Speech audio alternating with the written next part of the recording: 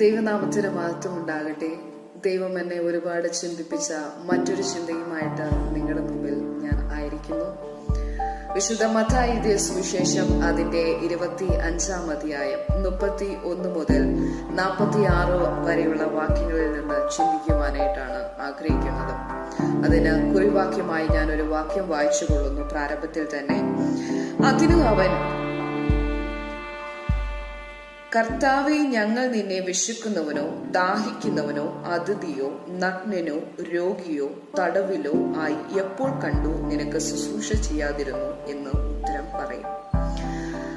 അതിന്റെ തുടക്കത്തിൽ 31-ാമത്തെ വാക്യം മുതൽ നാം വായിക്കുമ്പോഴത്തേന് അവിടെ ഒരു സെപ്പറേഷൻ, ദ ഡേ ഓഫ് സെപ്പറേഷനെ കുറിച്ച് നമുക്ക് കാണുവാനായിട്ട് സാധിക്കും. ഇടയൻ കോലാടിനെയും ചെമ്മരിയാടിനെയും തമ്മിൽ വേർതിരിക്കുന്നതായ ആ ഒരു ദിവസം. ആ ദിവസത്തിൽ അവരെ വേർതിരിക്കുന്നത് അവർ ചെയ്തതായ ചില കടമകളെ ചൂണ്ടിക്കാണിച്ചുകൊണ്ടാണ്.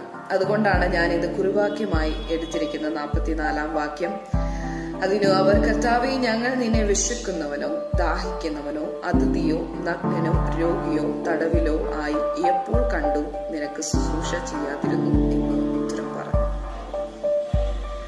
പലപ്പോഴും ക്രിസ്തീയ ജീവിതത്തിൽ നാം ചെയ്യേണ്ടതായ പല ഉത്തരവാദിത്തങ്ങളെ കുറിച്ചും നാം മറന്നു പോകാറുണ്ട്.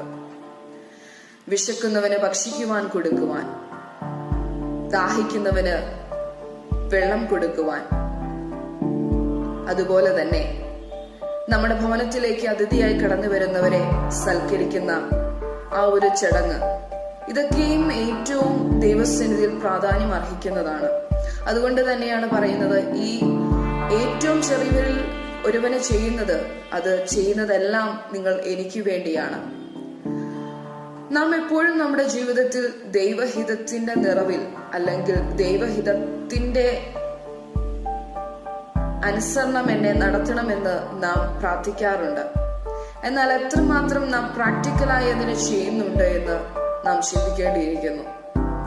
കഴിഞ്ഞ ചില ദിവസങ്ങളായി എന്നെ ഒരുപാട് ചിന്തിപ്പിച്ചായ ഒരു ചിന്തയാണിത്. ഒരുപാട് പേര് നമ്മുടെ ചുറ്റും വിശന്നും ദാഹിച്ചും നഗ്നനായും അതുപോലെ തന്നെ തടവിലായും ഒക്കെയുമായിരിക്കുമ്പോൾ ഇവരെയൊക്കെ നാം ശ്രദ്ധിക്കാറുണ്ടോ? നമ്മുടെ ഭവനത്തിൽ നിന്ന് നാം പ്രാരംഭത്തിൽ അത് ആരംഭിക്കുന്നു. പിന്നീട് നാം സമൂഹത്തിലേക്ക് പോകുന്നു. സമൂഹത്തിൽ നമ്മളെ ദൈവമാക്കി വെച്ചിരിക്കുന്ന ജോലി സ്ഥലങ്ങളുണ്ട്, നമ്മളെ ആക്കി വെച്ചിരിക്കുന്ന സ്ഥാപനങ്ങളുണ്ട്. അങ്ങനെ നാം ആയിരിക്കുമ്പോൾ നമ്മൾ ചെയ്യേണ്ടതായ കടമകളെ കുറിച്ച് നാം എത്രമാത്രം ബോധമുള്ളവരാണ്? അതിന്റെ 46-ാം വാക്യത്തിൽ ഇങ്ങനെ പറയുന്നു, ഇവർ നിത്യദണ്ഡനത്തിലേക്കും നീതിമാന്മാർ നിത്യജീവനിലേക്കും പോകും. നാം എല്ലാവരും ലക്ഷ്യമാക്കിക്കൊണ്ടിരിക്കുന്നത് ആ നിത്യജീവനെയാണ്. നാം ആരും ഇവിടെ ജീവിച്ചിട്ട് ഒരു നിത്യ അഗ്നിയിലേക്ക് കടന്നു പോകുവാനായിട്ട് അല്ലെങ്കിൽ ഒരു നിത്യ ദണ്ഡനത്തിലേക്ക് കടന്നു പോകുവാനായിട്ട് ആഗ്രഹിക്കുന്നില്ല.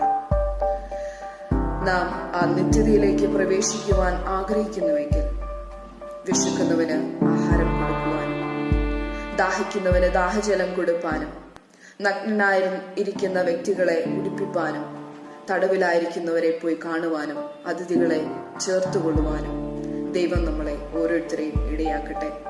നമുക്കൊരു വാക്ക് ദിവസങ്ങളിൽ പ്രാർത്ഥിക്കാം. ഞങ്ങൾ അതിവാത്സല്യമായി സ്നേഹിക്കുകയും പരിപാലിക്കുകയും ചെയ്യുന്ന സ്വർഗ്ഗീയ നൽകുന്ന പിതാവേ, ഈ വചനത്തിന് മുമ്പാകെ അടികളെ ഓരോരുത്തരെയും സമ്പൂർണമായി ഏൽപ്പിച്ച് പ്രാർത്ഥിക്കുന്നു. കർത്താവെ, ആ നിത്യതയിലേക്ക് പ്രവേശിക്കുന്നതിന് മുന്നമേ കർത്താവെ, ഒരു വേർതിരിവിന്റെ ദിവസം അടികളുടെ മുമ്പാകെ കാത്തിരിക്കുന്നുവല്ലോ. ചെമ്മരിയാടിനെയും കോലാടിനെയും തമ്മിൽ വേർതിരിക്കുന്ന ആ ദിവസം കർത്താവെ, അടിയങ്ങൾ ചെമ്മരിയാടിന്റെ കൂട്ടത്തിലാകുവാൻ തക്കവണ്ണം അടിയങ്ങളെ ഏൽപ്പിച്ചിരിക്കുന്നതായ ദൗത്യങ്ങൾ, ചില കർത്തവ്യങ്ങൾ അത് ഭംഗിയോടുകൂടി ചെയ്യുവാൻ വരും ദിവസങ്ങളിൽ അടിയങ്ങളെ ബലപ്പെടുത്തണേ, ശക്തീകരിക്കണേ എന്ന് പ്രാർത്ഥിക്കുന്നു. പ്രാർത്ഥന കേൾക്കാൻ സ്തോത്രം. ഞങ്ങൾക്ക് വേണ്ടി ജീവൻ വെടിഞ്ഞ് ജീവിക്കുന്നതായ യേശു